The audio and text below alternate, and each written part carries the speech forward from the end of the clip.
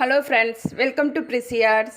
இன்றைக்கி நம்ம சிக்கன் மிளகு வறுவல் எப்படி செய்கிறதுன்னு பார்ப்போம். இது ரொம்ப டேஸ்ட்டாக ரொம்ப நல்லாயிருக்கும், காரசாரமாக நல்லாயிருக்கும். இது சாதத்தை கூட வச்சு சாப்பிட்றதுக்கு ரொம்ப நல்லாயிருக்கும். ஏன் டிஃபன் கூட இட்லி தோசை கூட தொட்டு சாப்பிட்றதுக்கு, சப்பாத்தி பூரி கூட தொட்டு சாப்பிட்றதுக்கு ரொம்ப நல்லாயிருக்கும்.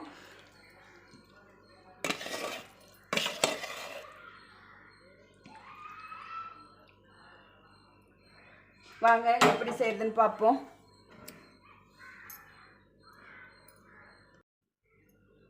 இன்றைக்கி நம்ம சிக்கன் மிளகு வறுவல் செய்கிறதுக்கு நம்ம 1/2 கிலோ சிக்கன் எடுத்துருக்கோம். அதை நம்ம உப்பு மஞ்சத்தூள் போட்டு கழுவி கொஞ்சமாக தயிர் ஊற்றி, தயிரும் கொஞ்சம் உப்பு போட்டு நம்ம ஊற வச்சு வச்சுருக்கோம். ஒரு 1/2 hour ஊற வச்சுருக்கோம். இப்போ சின்ன வெங்காயம் நான் ஒரு 150 சின்ன வெங்காயம் நான் உரித்து சின்னதாக கட் பண்ணி வச்சுருக்கோம். கொஞ்சமாக ஒரு கைப்பிடி அளவுக்கு கொத்தமல்லி தழை எடுத்துருக்கோம். கொஞ்சம் கருவேப்பிலை எடுத்துருக்கோம்.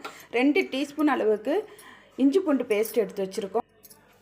1 டீஸ்பூன் மிளகுத்தூள் எடுத்து வச்சுருக்கோம். 1/2 டீஸ்பூன் ஜீரகத்தூள் எடுத்துருக்கோம். 1/2 டீஸ்பூன் மஞ்சத்தூள் எடுத்து வச்சுருக்கோம். கரம் மசாலா ஒரு 1/2 டீஸ்பூன் எடுத்து வச்சுருக்கோம். குழம்புத்தூள் 1 டீஸ்பூன் அளவுக்கு குழம்புத்தூள் எடுத்து வச்சுருக்கோம். இப்போ நம்ம 1 டீஸ்பூன் தான் மிளகுத்தூள் எடுத்து வச்சுருக்கோம். இது ஃபஸ்ட்டு வதக்கும் போது போட்டு வதக்கிறதுக்கு லாஸ்ட்டில் 2 டீஸ்பூன் அளவுக்கு மிளகுத்தூள் ஆட் பண்ணிக்கலாம். நம்ம அடுப்பு ஆன் பண்ணி ஒரு பேன் ஒரு பாத்திரம் வச்சாச்சு. அதில் ஒரு 100 ml அளவுக்கு நம்ம எண்ணெய் ஆட் பண்ணிக்கலாம். எண்ணெய் காயட்டும். இப்போ 1 டீஸ்பூன் அளவுக்கு பெருஞ்சீரகம் ஆட் பண்ணிக்கலாம். தாளிக்கிறதுக்கு பெருஞ்சீரகம் நல்லா பொரிஞ்சதுக்கப்புறம் நம்ம எடுத்து வச்சுருக்க வெங்காயத்தை ஆட் பண்ணிக்கலாம். இதில்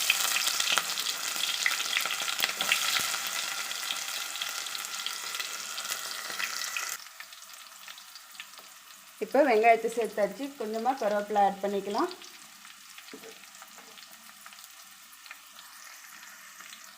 இது கூட 2 காஞ்ச மிளகாய் ஆட் பண்ணிப்போம். இப்போ இது வெங்காயத்தை நல்லா வதக்கிக்கலாம்.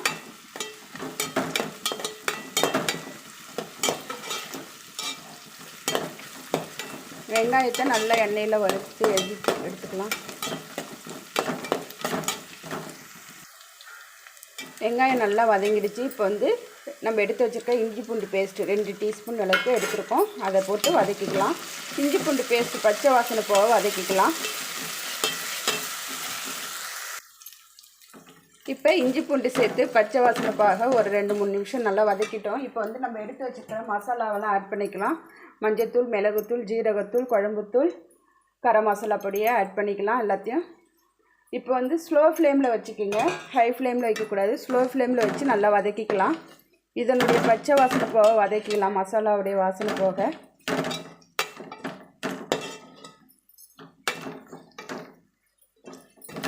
இப்போ மசாலாவெல்லாம் சேர்த்து வதக்கியாச்சு. இப்போ தயிர் எடுத்துக்கலாம். புளிப்பு இல்லாத தயிர் நான் ஒரு 3 டீஸ்பூன் அளவுக்கு எடுத்துருக்கேன். ஏன்னா நம்ம சிக்கன்லேயே கொஞ்சம் தயிர் ஊற்றி நம்ம நல்லா ஊற வச்சுருக்கோம். அதனால் இப்போ நான் 2 டீஸ்பூன் அளவுக்கு மட்டும் தயிர் எடுத்துக்கிட்டேன். இதையும் வதக்கிக்கலாம். நம்ம இப்போ சின்ன வெங்காயம் தான் எடுத்துருக்கோம். உங்கள்கிட்ட சின்ன வெங்காயம் இல்லைன்னா பெரிய வெங்காயத்தை ஒரு 3 பெரிய வெங்காயம் எடுத்து நல்லா பொடியாக கட் பண்ணி வதக்கிக்கலாம். சின்ன வெங்காயம் அதில் சேர்க்கும் போது தான் டேஸ்ட்டும் ரொம்ப நல்லாயிருக்கும். இப்போ தயிர் ஆட் பண்ணி ஒரு 2 நிமிஷம் வதக்கிக்கலாம்.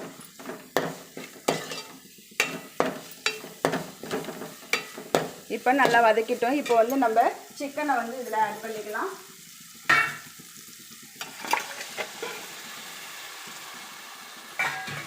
சிக்கனை சேர்த்து நல்லா கிளறிக்கணும்.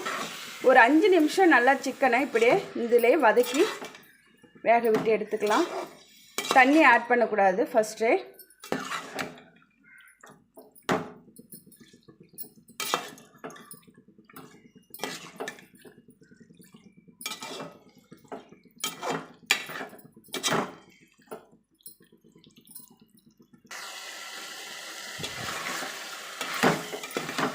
இங்கே பாருங்கள், நம்ம 5 நிமிஷம் நம்ம நல்லா வதக்கிட்டோம். நல்லா இதில் இருக்கிற தண்ணியெல்லாம் நல்லா சுண்டிடுச்சு, எண்ணெய் பிரிஞ்சு வருது. இப்போ இந்த ஸ்டேஜில் நம்ம சிக்கனில் தயிரும் உப்பும் கொஞ்சம் ஆட் பண்ணி ஊற வச்சுருக்கோம்.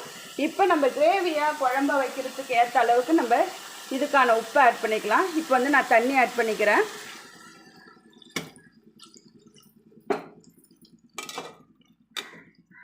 கம்மியாக ஆட் பண்ணிக்கோங்க. நம்ம செமி கிரேவி பதத்தில் தான் நான் இப்போ செய்ய போகிறேன். அதனால் வந்து இந்த அளவுக்கு நம்ம தண்ணி ஆட் பண்ணியாச்சு. இப்போ இதுக்கு தேவையான அளவு உப்பு ஆட் பண்ணிக்கலாம்.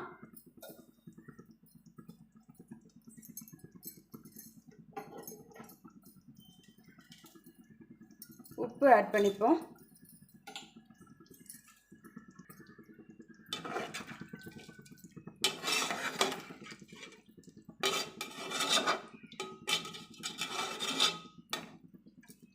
உப்பு சேர்த்த பிறகு இப்போ வந்து நம்ம மூடி போட்டு ஒரு 15 நிமிஷம் வந்து ஸ்லோ ஃப்ளேமில் மீடியம் ஃப்ளேமில் வந்து நம்ம வேக விட்டு எடுத்துப்போம். ஒரு 15 நிமிஷம் வந்து நம்ம வேக விட்டு எடுத்துக்கலாம். மீடியம் ஃப்ளேமில் வச்சுக்கோங்க. நடுவில் அப்பப்போ ஓப்பன் பண்ணி நம்ம கிண்டி விடணும். அப்படியே விட்டுடக்கூடாது, இல்லைன்னா அடியில் போய் தங்கிடும். அதுக்கப்புறம் பார்க்கலாம். நம்ம இப்போ ஒரு 15 நிமிஷம் நம்ம நல்லா வேக விட்டுட்டோம். இப்போ பாருங்கள், நம்ம ஊற்றின தண்ணியெலாம் நல்லா இழுத்துட்டு நல்லா எண்ணெய்லாம் பிரிஞ்சு வந்துடுச்சு.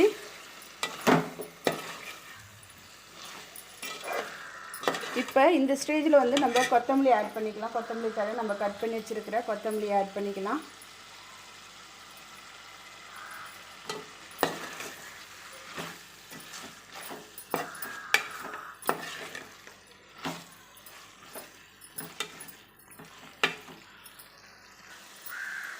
இப்போ வந்து நம்ம 2 டீஸ்பூன் அளவுக்கு மிளகுத்தூள் ஆட் பண்ணிக்கலாம்.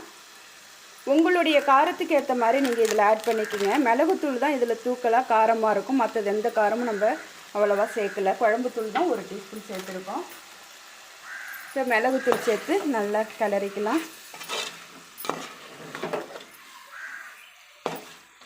இதில் நம்ம தயிர் ஆட் பண்ணியிருக்கோம். தயிர் சேர்க்கறதுனால சிக்கன் ஹீட்டுனால தயிர் சேர்க்கும்போது அது கொஞ்சம் ஈவனாக கொஞ்சம் இதாக இருக்கும், நல்லாயிருக்கும். அவ்வளோதான், நம்ம அடுப்பை ஆஃப் பண்ணிடலாம். சிக்கன் மிளகு வறுவல் ரெடி ஆகிடுச்சு. ரொம்ப டேஸ்ட்டாக ரொம்ப நல்லாயிருக்கும்.